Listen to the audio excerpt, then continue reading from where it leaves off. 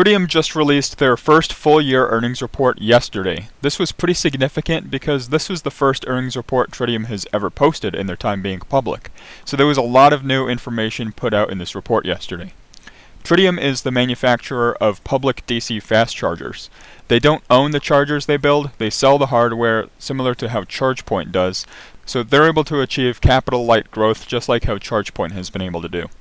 Tritium's 5 largest customers by revenue were BP, Shell, Enel, Ionity, and a, quote, large American ChargePoint operator, end quote. Their gross margin was set back by inflation and shipping times, and they said they earn higher margins on lower volume orders and on higher speed chargers, which is pretty much to be expected. They said they're always targeting at least a 20% margin for all of their products, but that can go higher for those higher margin products. They said that they believe their 2023 and 2024 gross margins will be improved by reduced component prices and increased availability, price increases for their products, a reduction in freight costs as their production shifts to their new Tennessee factory, and the added efficiencies of manufacturing at a larger scale. They also announced that they'll be shifting towards sea-based shipping rather than air for shipping their products to Europe.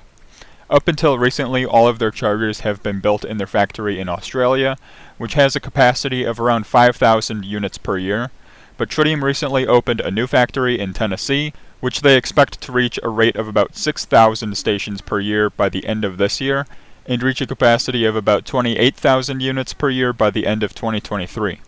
This factory was completed within their $8 million budget, but they do expect to spend an additional $6 million to reach that rate of 28,000 units per year. They did also break down the revenue by region, saying that Europe accounted for 46% of the revenue, the Americas made up 39%, and Asia Pacific made up 15% of the revenue. Moving on to their income statement, we see total revenues of just under $86 million and a cost of goods sold of just over $86 million. Their selling general and administrative expense came in at $74 million, and they said during the earnings call that $28 million of that selling general and administrative expense was stock-based compensation for their staff on accomplishment of the NASDAQ listing, which should only be a one-time expense. They had $14 million of product development expenses and total operating expenses of $93 million.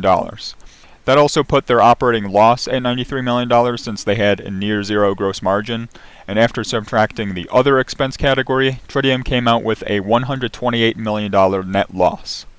Moving on to their balance sheet, we see that they've got $71 million of cash, $31 million of accounts receivable, $56 million of inventory, and total current assets of $178 million.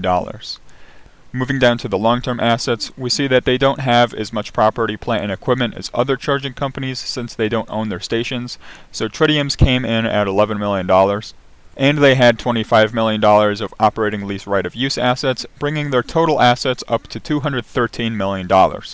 Subtracting their total liabilities gives Tritium a book value of negative $41 million. Tritium's stock is down more than 12% today at the time of recording, which is Friday, September 23rd, the first day of these earnings being out there. Their stock has been hit very hard over this past week, down more than 34%.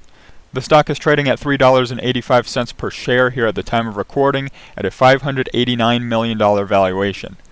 Using that revenue number we just got from yesterday's report gives them a price-to-sales ratio of 6.9. I personally think that Tritium's capital-light model is pretty unique for a DC fast charging network. I think it's great that they don't need quite the level of upfront funding to scale their business, like EVgo and Volta do, for example. Those are some companies that own their stations, so a significant part of their spending is on building those stations. But it takes a while for the charging revenue to surpass that upfront investment. So this capital-light model of selling the stations has worked out pretty well for ChargePoint so far, but I'm not so sure if it's actually the best model for these DC fast charging stations. ChargePoint stations aren't nearly as expensive, so a lot of businesses are more willing to buy these less expensive level 2 stations than they are to buy these more expensive DC fast charging stations. So the use case for these very expensive DC fast charging stations is really for long distance travel, where people just want to charge up as fast as possible and get back on the road. This is quite different from ChargePoint, which are usually located at places like shopping centers and movie theaters where you're spending a lot more time and you aren't there necessarily to charge your vehicle. So ChargePoint has a lot of customers out there that can benefit from their stations, but Tritium is more limited to customers like gas stations and convenience stores, where it's more compelling to buy a DC fast charging station to try and capture those people on road trips rather than a level 2 station. One other type of customer, though, that could probably benefit a lot from Tritium stations would be fleets, which would probably see a lot of benefit from owning the stations themselves rather than using another company's stations. But overall, I think that in the long term, it'll probably be best for a lot of these DC fast charging companies to own the stations themselves rather than selling the hardware.